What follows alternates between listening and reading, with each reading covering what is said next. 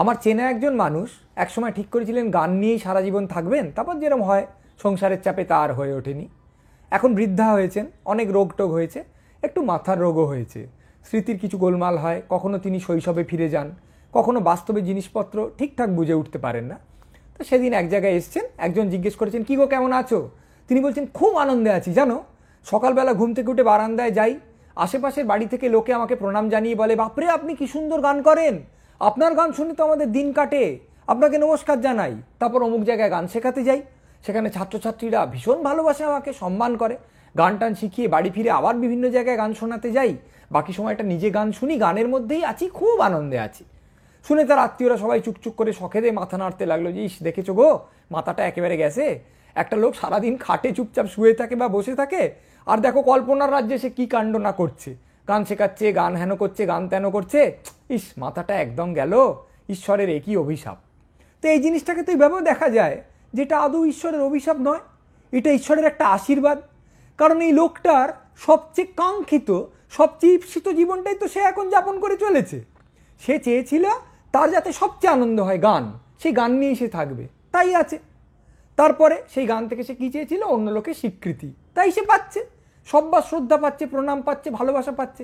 তাহলে অসুবিধাটা কোথায়? আপনি বলবেন, আহা দাঁড়া দাঁড়া দাঁড়া, সেটা তো জীবন নয়, ও তো পাগল, ও মনের মধ্যে ওগুলো ভাবছে, সত্যি সত্যি তো আর ওগুলো ঘটছে না। এখন সত্যি কি, জীবন কি? আমার কাছে সত্যি তো তাই যা ইন্দ্রিয় দিয়ে আমি অনুভব করি, আর আমার মন যা আমাকে সত্যি বলে চেনায়। তার তো কোনো সন্দেহ নেই যে এই জিনিসগুলো ঘটছে। হ্যাঁ, তার বাস্তবটা অন্যদের কাছে প্রত্যক্ষ নয়, হ্যাঁ তার বাস্তবটা অন্য লোক বাস্তব বলে অ্যাটেস্ট করে দেবে না, কিন্তু এই বাস্তবটা তার কাছে তো একদম নিশ্ছিদ্র বাস্তব, সেখানে কোনো ঝামেলা নেই।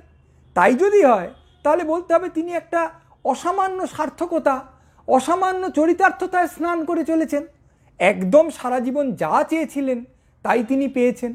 হতেই পারে তিনি তার মনের রাজ্যে ওটার মধ্যে বিচরণ করছেন, তাই বলে সেটা কম সত্যি হয়ে গেছে এটা বলার অধিকার আমাদের কি আছে? কারণ আমার কাছে যেমন সত্যি যে আহারে লোকটা পাগল, আমার কাছে যেমন সত্যি আমি এখন একটা চেয়ারে বসে কথা বলছি, তেমনি তার কাছে এখন সেরকমই সত্যি, সেই তীব্রতায় সত্যি, সেই নিশ্চিতভাবে সত্যি যে একদম আমি গেলাম, আমি গান শেখালাম, আমি এলাম, আমি গান শুনলাম। তাহলে তার কাছে যদি তা সত্যি হয়, তাহলে সেই সত্যিটাকে আমি ধাঁ করে ফেলে দেব কেন? আমার টক করে মনে পড়ে গেল বোরেসের একটা গল্পের কথা। গল্পটার নাম দ্য সিক্রেট মিরাকল। গল্পটায় একজন লোক, সে একটু লেখে টেকে, কিন্তু সে চেয়েছে সারা জীবন ধরে যে অমুক নাটকটা যা লিখবো না, ওটা একদম আমার চূড়ান্ত কাজ হবে। তো সেই নাটক লেখার আগেই তাকে ইহুদি বলে গ্রেপ্তার করে নিয়ে যাওয়া হয়েছে, নাৎসিরা তাকে মেরে ফেলবে ফায়ারিং স্কোয়াডের সামনে দাঁড়িয়ে। ঠিক আছে, তো পরের দিন ফায়ারিং স্কোয়াডের সামনে তাকে দাঁড় করানো হবে। আগের দিন রাত্রিবেলায় সে শুয়ে শুয়ে ঈশ্বরের সঙ্গে একটা চুক্তি করার চেষ্টা করে। সে বলে, ঈশ্বর আমি তো চেয়েছিলাম যে আমার সারা জীবনের সেরা কাজ হবে ওই নাটকটা, তো আমাকে তুমি ওই নাটকটা লিখতে দাও, আমার নাটকটা লিখতে লাগবে 1 বছর, তুমি আমাকে 1টা বছর সময় দাও, তাহলে আমি ওই নাটকটা লিখব। এবং তুমি তো আমাকে সৃষ্টি করেছো, তুমি তো চাও যে তোমার সৃষ্টি, এই যে অস্তিত্ব, এটা সার্থক হোক। তা আমি মনে করি আমার যত পড়াশোনা, লেখালেখি, চর্চা, ভাবনা, প্রতিভা সব কিছু একেবারে তুঙ্গ, একদম পূর্ণ রূপ পাবে ওই নাটকটায় গিয়ে। তাহলে ওই নাটকটা যদি আমি লিখতে পারি, তাহলে এটা তোমারও সার্থকতা, আমারও সার্থকতা, তাহলে আমাকে নাটকটা লেখার জন্য 1 বছর সময় দাও। তো পরের দিন তো ভোরবেলা ওকে পিচমোড়া করে রক্ষীরা নিয়ে যাচ্ছে, তারপরে ও দাঁড়িয়ে আছে, তারপরে সমস্ত সৈন্য বন্দুক তুলেছে, তারপর কমান্ডার বলবেন ফায়ার, আর সঙ্গে সঙ্গে ধাঁ করে বন্দুক থেকে গুলিগুলো ছুটে গিয়ে ওকে ঝাঁঝরা করে দেবে। তা কমান্ডার বললেনও, আর গুলিগুলো বেরোলো, কিন্তু হঠাৎ বন্দি দেখলো সব কিছু যেন স্টিল হয়ে গেছে, স্টিল, সমস্ত হাত স্টিল, মুখ স্টিল, তার নিজের রক থেকে একটা ঘামের বিন্দু গড়িয়ে পড়ছিল, স্টিল, একটা মৌমাছি উঠছিল সে এবং তার ছায়া পাথরের উপর পড়েছিল, স্টিল। সে প্রথমে কিছুক্ষণ কি করে বলবো, আমাদের হিসেবে 2 দিন সে কিছু বুঝতে পারলো না। তারপরে সে পুরো ব্যাপারটা ধাঁ করে বুঝতে পারলো। সে বুঝতে পারলো যে বন্দুক থেকে গুলিটা ছোড়া হয়েছে এবং তা তাকে ঝাঁঝরা করে দেবে, এবং এই পুরো জিনিসটায় বাইরের জগতের কাছে কোনো সময়ই কাটবে না, ফ্র্যাকশন অফ এ সেকেন্ড। কিন্তু ঈশ্বর তার চৈতন্যে ওই সময়টায় 1 বছর কাটিয়ে দেবেন। সে মনে মনে ওইটুকুর মধ্যে 1 বছর সময় পেয়ে গেল। সেই 1 বছর সে কি করলো? মনে মনে, তার কাছে তো কাগজ নেই, পুরো নাটকটাকে নির্মাণ করলো।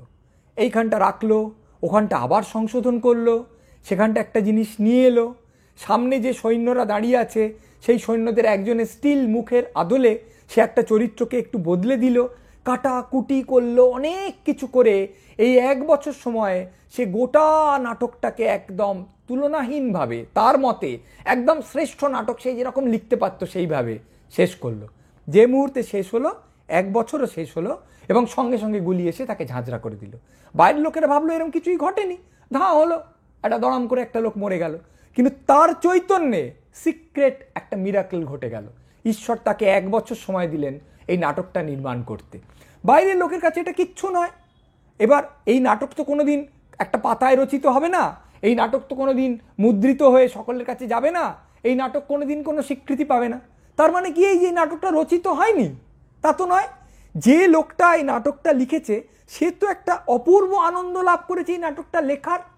সে তো দিনে দিনে পলে অনুপলে নাটকটাকে তৈরি করার, ভালো করে গড়ার, একটা চূড়ান্ত সার্থক জায়গায় নিয়ে যাওয়ার, একদম গোড়া থেকে শেষ অবধি সম্পন্ন করার যে আনন্দ তা অনুভব করেছে।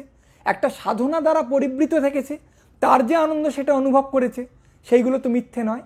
আমাদের সকলের কাছে এর কোনো অস্তিত্বই নেই, কিন্তু ওই লোকটার কাছে ওই ফ্র্যাকশন অফ সেকেন্ডে ওই ঈশ্বর প্রদত্ত 1 বছরে এই জিনিসের যে তাৎপর্য তা তার গোটা অস্তিত্বটাকে রাঙিয়ে দিয়ে চলে গেছে। তাই এটা বোরহেস যেটা বলতে চাইছেন সেটা হচ্ছে তোমার কাছে এটা সত্যি নয়, কিন্তু ওর কাছে এটা চূড়ান্ততম সত্যি। এই সত্যিটাকে তুমি কি ফেলে দিতে পারো? তাহলে আমার আত্মীয়ার ক্ষেত্রেও এই কথা বলা যেতে পারে যে আমরা বাইরে থেকে মনে করছি দেখে পাগলের প্রলাপ বকছে গো, এ লোকটা কি সব আজে বাজে কথা বলে চলেছে, আরে ইচ্ছে ছিল গান শেখাবে, এখন গান টান কিছুই শেখায় না, কিন্তু ভাবছে শেখাচ্ছে। কিন্তু তার কাছে যদি এটা চূড়ান্ত সত্যি হয়, সে যদি একটা অপূর্ব নিরবচ্ছিন্ন আনন্দিত জীবন অতিবাহিত করতে পারে, তাহলে সেটা কম সত্যি বলে, আমার কাছে কম সত্যি বলে ধাঁ করে একটা লেবেল লাগিয়ে দেওয়ার এবং তাকে হেয় করার কোনো অধিকার আমার আছে কি? আমাদের ভেবে দেখার দরকার যে কোন জিনিসটা ঠিক, কোন জিনিসটা ভুল, কোন জিনিসটা আশীর্বাদ আর কোন জিনিসটা অভিশাপ। কোনো তকমা দেওয়ার আগে হয়তো আমাদের আরও 4-5 বার কি 20-25 বার খতিয়ে দেখার দরকার আছে।